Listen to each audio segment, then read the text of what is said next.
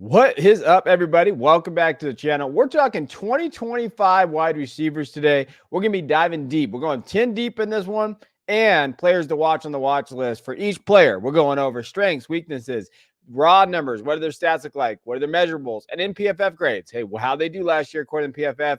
Then we're just going to be diving into kind of guys that could break out. Who are some guys that we like? But we are starting with number one, Tedderoa McMillan, Arizona wide receiver, 6'5", 210. We did a breakdown between him and Luther Burden on the channel recently, so go check that out if you kind of want to why we picked Tedderoa to be kind of our consensus one. Well, let's talk about it. Size, speed. He's got that, right? Last year, we saw the 130 targets. He absolutely dominated out there with Noah Fafita, and they're back again. So you're going to see the targets go up, especially with Jacob Cowing not being there anymore. 90 receptions, over 1,300 yards, 10 touchdowns. He was dominant, right? He has that size, speed. He also has that late separation ability that you really like. I think that when you're looking at him as a route runner, his ability to kind of take the top off of defenses you like there. He's nuanced too. Like he really just – I made this comp multiple times, but Mike Evans, maybe a better Mike Evans, souped up Mike Evans, right? Like I think that could be his ceiling, and that's impressive thinking of what Mike Evans done. Probably a Hall of Fame career for Mike Evans. Like that could be Chet's ceiling. Now, really, really strong hands, ability to kind of go up and get the football. Doesn't have a ton of drops on his profile, especially with the 130 targets. He's got everything that you want from a number one wide receiver. Now, routes got to improve in terms of nuance. I think that he could do a little bit better, on comeback routes. He's got to do a little bit better, just not just using pure athleticism. I think that he's going to get better at understanding the game, understanding defenses, kind of using his hips better, kind of getting in and out of breaks better. Those are little things that he's going to refine.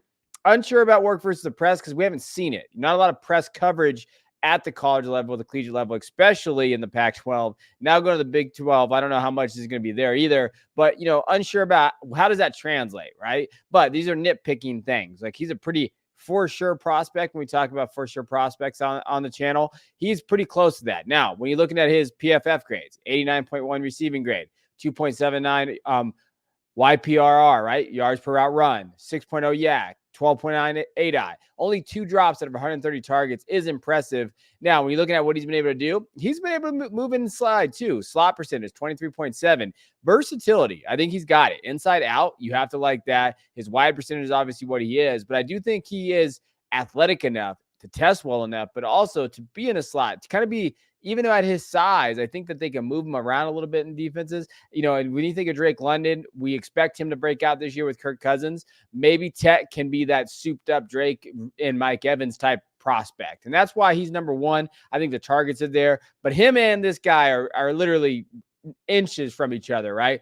Luther Burden, Missouri wide receiver, 5'11", 208, really, really came on strong last year. So what you saw from him, 120 targets, 86 catches, 1,209 yards, and 9 touchdowns. And you saw that improvement from his first year. Still dominated his first year with touchdowns, but from a production standpoint, he hit his metrics that you like to see. Really good athleticism and yak ability.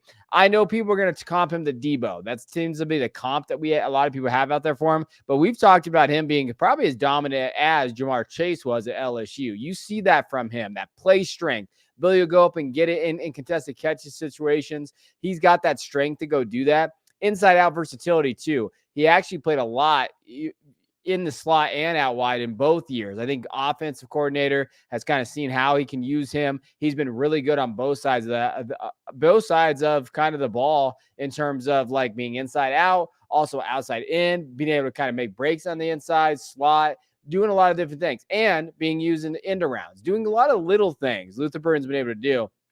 Areas of improvement, again, probably the same thing. Route running refinement. And I think the area where we kind of give Tet the edge is probably the hands. I think that Tet has more sure hands than Luther Burden. Not to say that he doesn't have good hands, because he still does. But you'd like to see kind of the improvement there just from a drops perspective, right? He had 4 drops last year, as you can see from PFF, that are attributed to him. But out of 120 targets, that is not bad. But we have seen some, some concentration drops, some things there. 91.0 receiving grade, though, is one of the best in the country last year. 3.29 yards per route run. You have to like that. Yards per reception at 8 out is perfectly fine. Now, he was in the slot 81% of the time this last year, but his freshman year, that was actually flipped almost. Essentially, he's been used out wide and in the slot in both ways. They saw the production more But it'll be interesting to see how they use him this year. Are they going to use him in the slot, out wide a little bit more? How's that kind of going to play in that Missouri offense? Now, number 3, there might be a little bit of a tier, but I still like this kid, Evan Stewart from Oregon. He's our consensus number 3, 6'1", 175. Now, Texas A&M transfer, going to Oregon, so new system, new offense, going to see that production. That's a big thing for him because he just hasn't had that production. Injuries and just lack of production, quarterback play, those type of things. 59 targets last year, 38 receptions, 514 yards, and 4 touchdowns in limited games, the games that he was able to get out there. The thing with Evan Stewart that I love, elite separating ability. I think he can get separation very easily. I think that when you're looking at all 3 of these top 3 guys, I believe Evan Stewart can create that separation pretty quickly, right? And he's probably the best of the separators of the 3. Not meant necessarily late separation that we saw from Tet, just ability to kind of get defense on the toes, get defensive backs basically to fall, right? Not getting the footwork available because Evan Stewart's so quick off the line. He has really, really good footwork off the line. Play strength, despite his size, he plays bigger than he is. When you watch the games he played, go watch the Alabama tape, the Texas A&M played, like he was a dude in those games. Dynamic athlete, right? I think he's going to test very well in our RAS, relative athletic score. I think that he's going to run fast. I think there's going to be that kind of dynamic athleticism that you want to see from a receiver in this class. Areas of improvement, durability and size. I think that when you look at him, he's got to stay durable. He's got to play the entire season, right? Disappeared often. Yeah. Was that a lack of quarterback play? Was that a lack of offensive scheme? There's not click for him? Or is it because, hey, he's just kind of that hot and cold prospect there? He has inconsistent hands as well. If we're going to, tie Burden to that, we got to tie Evan Stewart to that. And again, that's really comes down to why there's a tier there, right? He had 4 drops last year, 59 targets. Receiving grade wasn't great. None of his advanced metrics outside of like ADOT probably was really that good for a receiver when we're thinking like could have challenged for wide receiver 1 of the class. So he's definitely got to bounce back. I think the production is going to be there in Oregon system. Obviously, we saw that last year with Troy Franklin. Now, how much does that play a role too? Oregon wide receivers. Troy Franklin didn't go on day 2, right? Are we going to see that happen again with Evan Stewart? I don't think so. I think Evan Stewart can kind of push his way up there, but I think it's something to note there. Now, after 3, I'm going to tell you guys, it's a crapshoot. Whatever you want to go with after those top 3, it really just comes down to preference. For us, we still have Emeka Egbuka there. Wide receiver 4, consensus ranking in our rankings. We love, Ohio State wide receivers. And Emeka, many thought he'd come out this last year. Some had him as wide receiver 2 heading into last year, but didn't really pan out last year. 60 targets, 41 receptions, 514 yards, 4 touchdowns, little banged up, just wasn't there. What we saw from him the previous 2 years was not the player that we saw last year. What does he do well? He's got elite athleticism. He definitely has that. You have seen that from a high school perspective over to college. So he carries that. Consistent separator. When you're talking about getting open over the middle, being that chain mover, that's him. He's going to earn those targets, and he's going to be able to kind of be that safety blanket for some quarterbacks out there. Strong hands as well. Like not a ton of hate about his strong hands. Kind of reminds me of Olave from Ohio State. Just kind of that 4-year kid, great separation, goes over the middle, could be that athletic guy that just, wows people during the combine process. Areas of improvement, wins with athleticism versus skill. I do think that he's been kind of in certain games, he just looks overmatched sometimes based on the defense, Michigan games, those type of things. Might be only a slot player, to be honest with you, because I don't know how much speed he has on the outside. He might just be a slot only guy, which maybe that's not a deal breaker in the NFL for fantasy purposes, because he's going to create targets, earn targets, create separation, those type of things, but limited with contested catches as well. So we're going to really have to see him kind of improve and take that next step in this offense. The offense that he should be wide receiver 1. I know they have talented Jeremiah Smith. They have those guys, Carnell Tate, Brandon Ennis is coming. But Emeka should be number 1. Now, last year, PFF grades, 75.2. Not really there. ADOT 9.0, really predominantly played in the slot, right? So when you think of who he is as a receiver, he's a slot guy. Like first and foremost, that's where he's going to win. So maybe that limits his ceiling. Maybe that limits his upside for you where you're drafting him. Now, at number 5, we have a kid that we really like going to Texas, Isaiah Bond, Alabama transfer, 5'11", 180. What does Isaiah Bond do well? Great ball tracking skills. When you watch him play, his ability to find the ball over his shoulder, being able to kind of catch the ball at different points of the football, high point, able to kind of get on the sidelines. He's able to get his toes in, those type of things. You have to like what he's able to do on the football field. Really fluid athlete too. When you notice him, he was probably the most fluid athlete of Alabama's wide receiver room last year, and a great route runner. I think what sets him apart is his route running, which should excite Texas fans, but also Sark, who's the head coach, the play caller. I would never go to this route because he won Heisman, Devonta Smith. But there are similar traits to Devonta Smith that Isaiah Bond had and Xavier Worthy. It's kind of a mix of both because he's a little bigger, but really great round runner. They're going to scheme him touches. They're going to find ways to get him the football and find targets. They're going to scheme the targets open for him. Big areas of improvement. I mean, undersized, kind of. You like to see him put a little bit more functional weight on there. Contested catches was a problem. One of those things is, can he show that he can be a separator, not just a contested catch guy? And in production, that's kind of with these guys and went to Alabama, these things, 49 receptions, 671 yards, 4 touchdowns wasn't a huge number last year. Now, PFF grade 75.7, ADOT 12.8, only 2 drops. So he's definitely improved there. He is versatile though, slot and out wide. Like we've seen that. And he's got that tweener size. If he's really 5'11", 180 in that range, then he's a tweener to me. But that should be positive for people out there wondering kind of where he's at in terms of rankings. Now, number 6, Barian Brown is a guy that I think is getting hated on a little bit, probably because of the production, right? Kentucky wide receiver, 6'1", 174. Production hasn't been there. 43 catches, 545 yards, 4 touchdowns off 87 targets. Was not efficient last year, but Devin Leary was not good last year. The offense was a mess, right? I cannot stand Cohen, their old offensive coordinator. I think he does a terrible job of getting guys in space. I think he does a terrible job of schematics. Just not a very good offensive coordinator. Now he's in Tampa Bay. Now we might be able to see kind of something here from Barian Brown. He's got elite speed. If you're looking for that guy that's going to have that elite speed in this class, it's Barian. Crisp comeback routes, the ability to kind of come back to the football and then break it off for like a 40-yard gain is what you're going to see all throughout his tape. Creativity after the catch too. Really good yak guy, able to make guys miss an open field. Those are the things that you really love about Barian Brown. Now, areas of improvement. He's got a thin frame. He's tall and skinny, right? So definitely something to kind of watch as you go. How much weight can he put on and how much does that hurt his speed? Drop problems definitely are over there and contested catch situations all across the board, right? So definitely it hasn't shown his potential all the way there. I think he's got definitely areas to improve, but his elite athleticism, this kid's a punt kick returner as well. Like he's got that elite speed that the NFL is going to love Barian Brown. From just a PFF grade, 62.4 receiving grade, not great, right? ADOT, though, 16.6. He's that big play threat. Barian Brown is that big play threat that NFL teams are going to love. Xavier Worthy type guys that can just take the top off the defenses and put pressure on corners. Barian Brown can do that. If he can learn a little nuance, if he can learn a little bit more refinement, I think Barian Brown could shoot up to wide receiver 3 of this class and be like, yeah, of course, he was wide receiver 3 this whole time.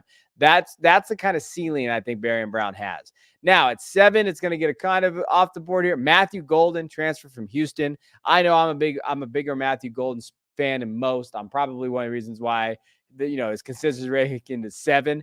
But last year we saw okay production, 39 catches, 419 yards, 6 touchdowns, 63 targets. But what does Matthew Golden do well? Advanced route runner. I think he's one of the more refined route runners of the class. Speed is there. He's got athleticism, able to take the top off defenses, kind of can break it as well. First real season where he's in a real offense that's going to probably play to his strengths, right? With Sark there.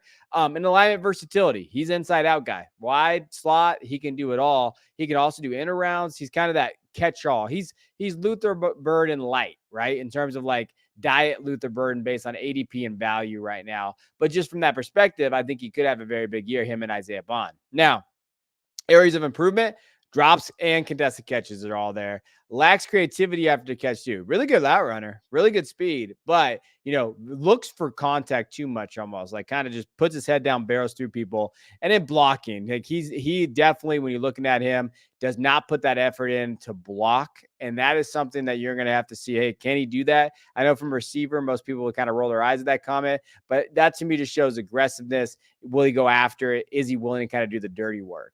Now, when you're looking at kind of his PFF numbers, 68.5 receiving grade, 1.64 yards per route run, ADOT's okay. Nothing really to like really stand out. But that's when you're getting down to this, 7, 8, 9, 10. Who are you looking for? Hey, has elite speed, can really be that guy that puts off the defense and is in a great system. could he kind of increase his value? Now, this next guy is going to be controversial, but I put Travis Hunter on here because he's technically a consensus ranking 8, 6'1", 185.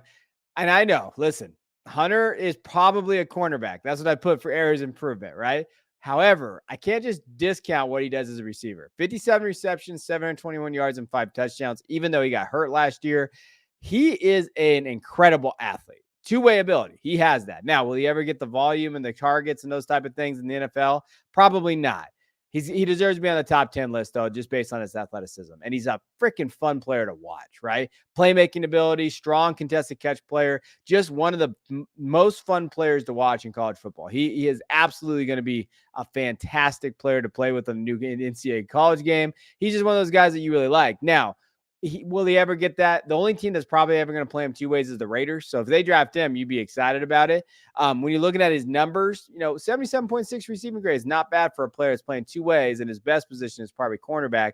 12.6 ADOT, slot wide percentages there. Like maybe they get him some more run at wide receiver this year. Had to put him on the list. I realize he's probably a corner, but when you see talented people and you see what they do, you have to kind of highlight that. Travis Hunter is a talented dude. He's a football player. And I think that he might not be a fantasy asset, but man, he's going to be fun. He's going to get out there and probably catch some passes in the NFL, and you're going to like that.